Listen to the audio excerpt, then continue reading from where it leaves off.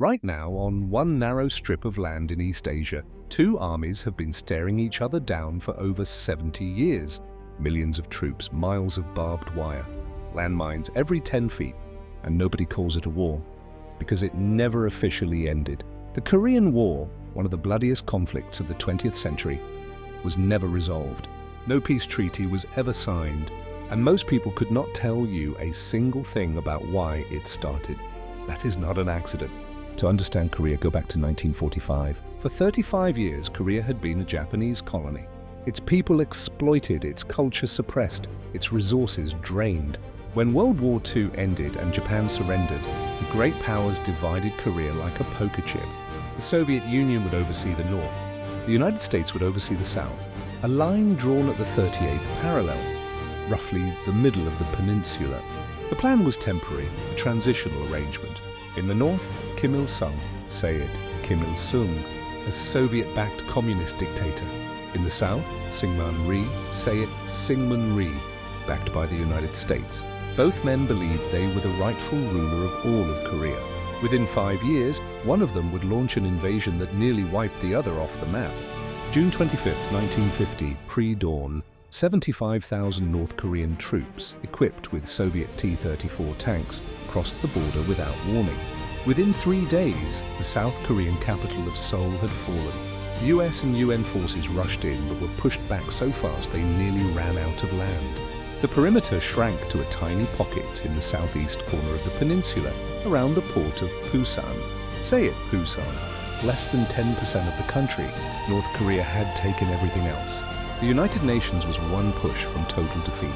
Then one general decided to do something that everyone, and I mean everyone, told him was impossible. General Douglas MacArthur wanted to land a massive amphibious force behind enemy lines at a port called Inchon, on the opposite side of the peninsula.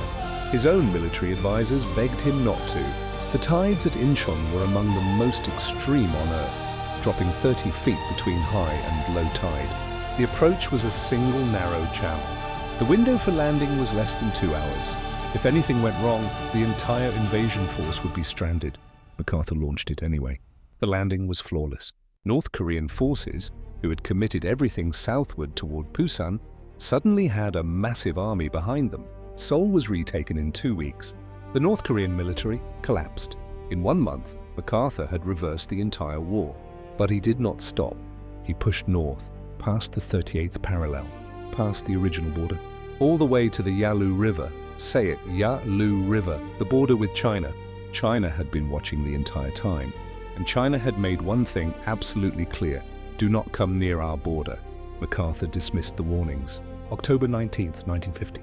In the dead of night, 300,000 Chinese soldiers crossed the Yalu River. No vehicles, no air cover, moving entirely on foot through frozen mountain passes to avoid US aircraft detection.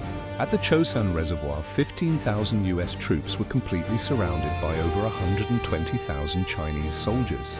Temperatures dropped to 35 degrees below zero. Weapons froze, men froze. They fought their way out, barely. The war that looked finished in October was now starting over from scratch, against a completely different enemy, with winter closing in. Seoul fell again. MacArthur was furious. He wanted to expand the war directly into China. Bomb supply bases, blockade ports. He floated the idea of nuclear weapons. Truman refused. This was a limited war. Expanding it meant risking a third world war. MacArthur went around his own president. He publicly challenged US strategy. He sent letters to Congress directly contradicting official White House policy. For a military commander, this was not just insubordination. It was a direct assault on civilian control of the military, the most fundamental principle of American democracy. On April 11, 1951, President Truman fired General Douglas MacArthur, one of the most decorated generals in American history. Dismissed. MacArthur came home to ticker tape parades. Truman's approval rating hit 22%. But Truman was right. For the next 2 years, the Korean War turned into something ugly and almost pointless. Battles over the same hills over and over. Pork Chop Hill, Heartbreak Ridge. Thousands of men dying for terrain that was abandoned the following week. Peace talks started in 1951, then stalled. Restarted, stalled again, while men kept dying. Finally, on July 27, 1953, an armistice was signed. not a peace treaty.